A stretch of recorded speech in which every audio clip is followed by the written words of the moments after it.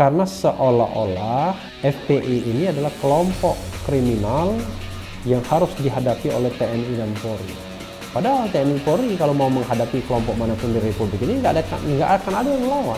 Jadi tidak kompatibel ketika menghadap-hadapkan FPI dengan TNI Polri.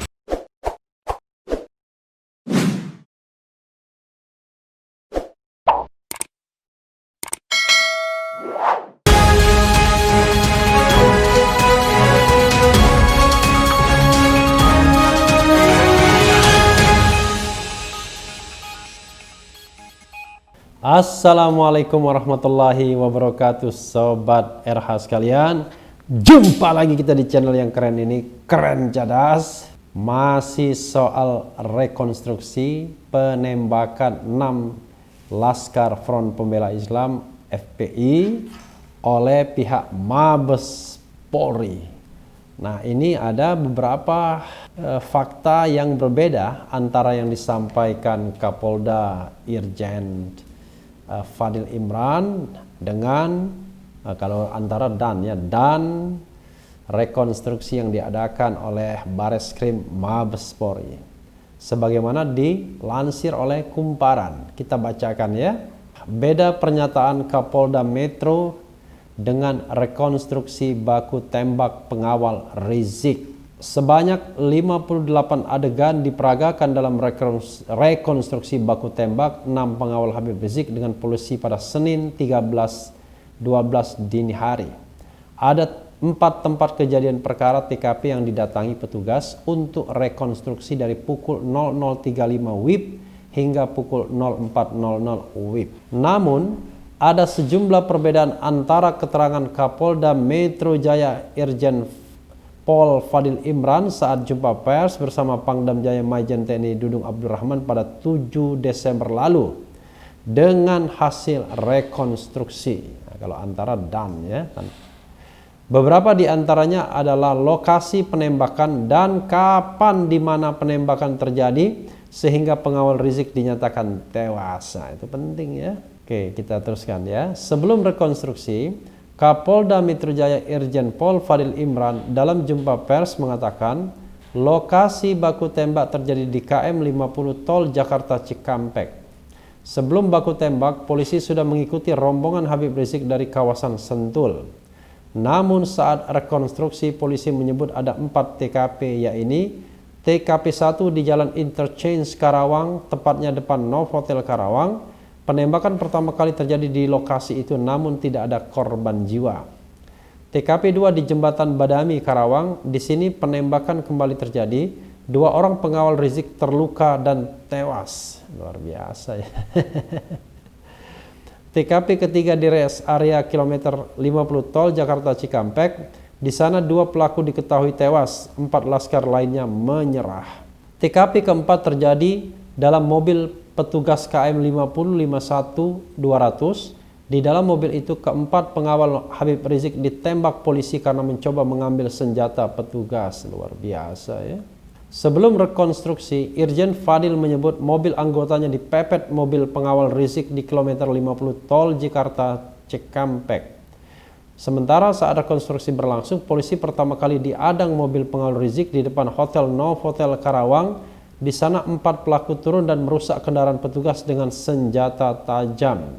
Sebelum rekonstruksi, Kapolda Metro Jaya Irjen Pol Fadil Imran dalam jumpa pers di Polda Metro Jaya mengatakan 6 pengawal tewas saat baku tembak dengan polisi di sekitar KM 50 Tol Jakarta Cikampek. Fadil menyebut ada 10 orang pengawal Habib Rizik yang mengadang mobil polisi, 6 orang pengawal tewas dalam penembakan, 4 orang lagi berhasil kabur. Nggak ngerti ya berapa mobil tuh, kalau pakai spin tuh nggak nyampe 10 orang. Sementara saat rekonstruksi, polisi mengatakan ada 2 mobil pengawal Rizik saat kejadian. Mobil pertama adalah Toyota Avanza, mobil kedua adalah Chevrolet. Polisi fokus mengejar pengawal yang ada di dalam mobil Chevrolet sehingga terjadi tembak-menembak hingga ke dalam tol Jakarta Cikampek. Saat rekonstruksi, polisi tak merinci berapa total pengawal Rizik saat penembakan terjadi. Yang menjadi fokus di mobil Chevrolet ada 6 pengawal. 2 tewas, diduga terkena tembakan di Jembatan Badani dan 4 lainnya di KM 51 Tol Cikampek. lokasi dan proses tewasnya pengawal Rizik. Irjen Fadil saat jumpa pers membeberkan kronologi baku tembak antara polisi dan pengawal Rizik.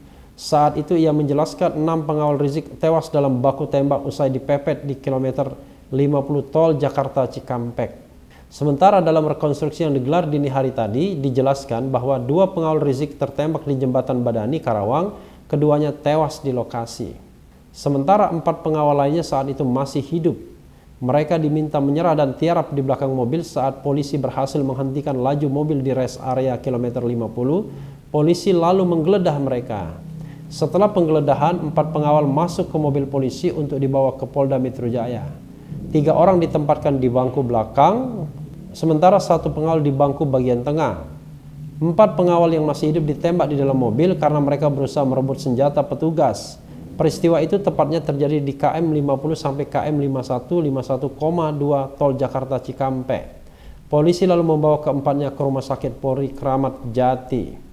Ya, sobat RH sekalian, memang tidak pantas kalau tertawa, tapi kadang-kadang kalau melihat informasi yang berbeda-beda ya memang aneh juga ya. Kenapa anehnya? Begini, ada yang kadang-kadang kita lupa ya. Misalnya mengenai waktu. Waktu itu kita bisa lupa.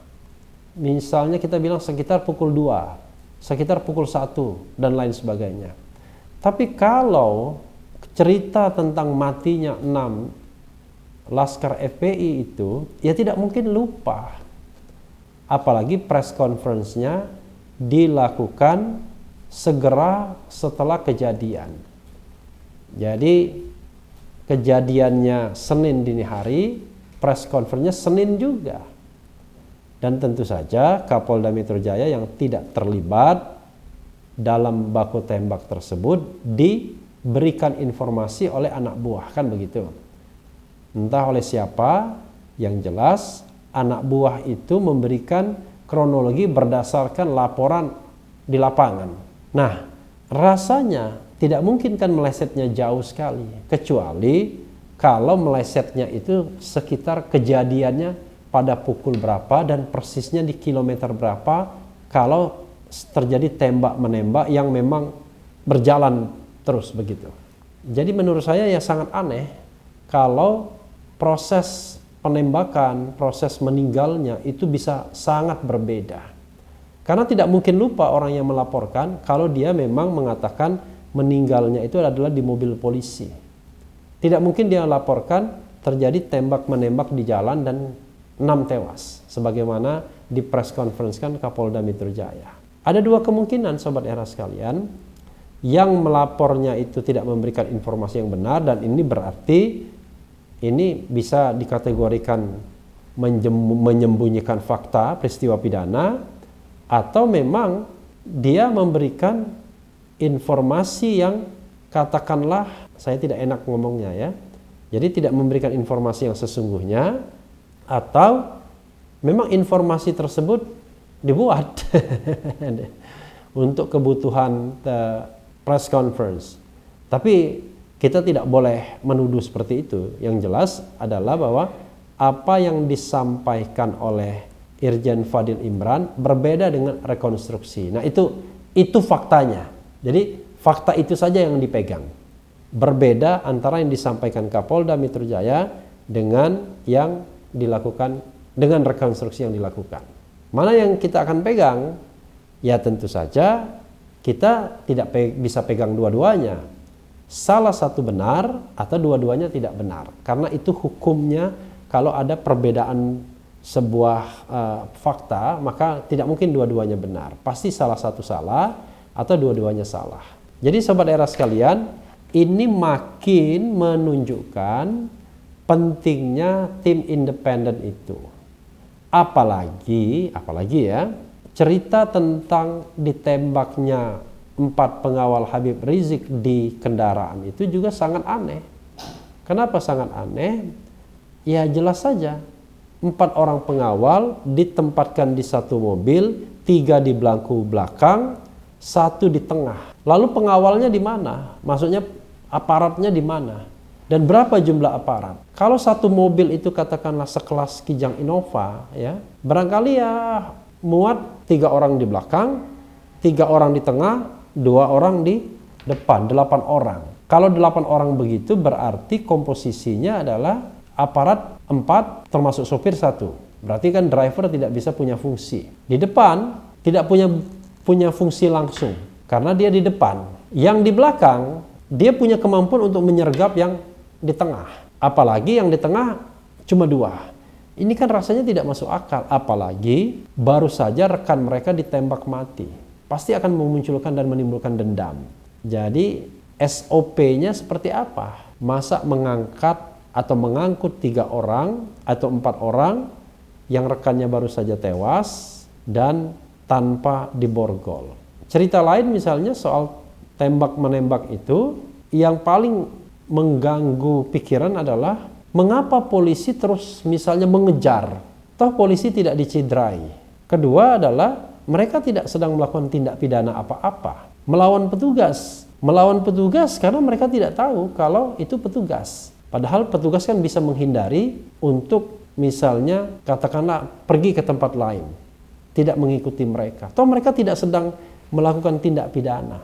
Kecuali mereka adalah teroris yang ingin disergap atau pelaku tindak pidana berat lainnya yang ingin disergap, ya barulah kemudian terjadi pepet memepet, tembak menembak di jalan dan lain sebagainya. Ini mereka mengawal Habib Rizik. Padahal kalau polisi tidak mengikuti mereka atau membelokkan mobil ke tempat lain, selesai masalah. Tidak akan ada persoalan apa-apa. Kendati anggap saja mereka mengeluarkan tembakan. Tapi kan bagi polisi yang paling penting adalah dia menghindarkan dulu terjadi ekses-ekses yang negatif, karena pasti mereka tidak paham kalau yang mengikuti mereka adalah polisi. Mereka berpikir yang mengikuti mereka preman, orang yang mau mencelakakan Habib Rizik. Atau kita kembali kepada prasangka, praduga yang disampaikan oleh Wakil Kepala BIN bahwa itu bukan teori menguntit, pasti ada agenda lain.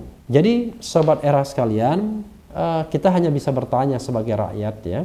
Tetapi sekali lagi sekarang ini memang sedang contesting kepercayaan masyarakat. Kita tahu bahwa di luar pencarian fakta ini seperti sedang berlangsung kontestasi merebut kepercayaan rakyat. Dan celakanya kadang-kadang dikaitkan dengan dukung-mendukung politik. Mereka yang pro Jokowi akan mendukung Polda. Mereka yang kritis pada Jokowi akan berharap dengan Komnas HAM misalnya. Tidak heran kalau Komnas HAM itu juga penuh bunga, Polda Metro juga penuh bunga. Ini kan gejala yang tidak sehat. Kemarin juga ketika menurunkan baliho di Kodam Jaya juga penuh bunga. Maksudnya penuh karangan bunga. Ini gejala yang tidak sehat. Karena apa? Karena seolah-olah FPI ini adalah kelompok kriminal yang harus dihadapi oleh TNI dan Polri. Padahal TNI Polri kalau mau menghadapi kelompok manapun di Republik ini nggak akan ada yang melawan. Jadi tidak kompatibel ketika menghadap-hadapkan FPI dengan TNI Polri. Jadi sobat era sekalian, kita harus kembali back to basic, yaitu pencarian kebenaran dan keadilan. Yang kita cari adalah bagaimana cerita sesungguhnya mengenai jatuhnya korban 6 orang tewas tersebut. Itu yang paling penting. Bukan dukung-mendukung politik yang menurut saya tidak pada tempatnya kita mempermainkan nyawa orang. Apalagi ada yang mengatakan bahwa selamat dengan tewasnya 6 orang ini akan ketemu 72 bidadari. Ini menurut saya sesuatu yang terlalu ya. Karena seolah-olah mempermainkan nyawa orang dan terlihat betul seperti nuansa dukung-mendukung politik. Padahal kita tahu bahwa FPI yang mendukung Prabowo Subianto, Prabowo-nya sendiri sudah jadi Menteri Pertahanan dan juga tidak terlalu dan tidak pernah bereaksi membuat statement, pernyataan mengenai atau soal kasus ini. Jadi sobat era sekalian, itu saja ya soal perbedaan keterangan antara Irjen Pol Fadil Imran dan rekonstruksi. Makin direkonstruksi oleh pihak-pihak yang barangkali tidak independen, makin banyak pertanyaan yang akan menyeruak dan menguat. Karena itu, tetap rasanya perlu dibentuk tim independen sebagaimana sudah disuarakan ratusan pihak. Sobat era sekalian, yang penting tetap di channel ini, karena di channel ini Anda akan dirayu, ditipu, dibaperin, dicecar, diuber pula di jalur khusus. Karena channel ini adalah channel yang mengancam, memeras, dan membenci. Jangan lupa subscribe, like, comment, and share. Cheers.